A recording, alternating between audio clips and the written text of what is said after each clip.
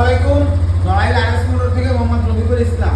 অনেকদিন ধরে একটা হিরো এক্সট্রিম চাচ্ছিলেন, তাও আবার মাত্র হলো কয় মাস, 7 মাস বয়স হচ্ছে। এদিক আসে কিনা ডেটটা আগে একটু দেখান, পরে মিটার টিটার দেখায় এনে।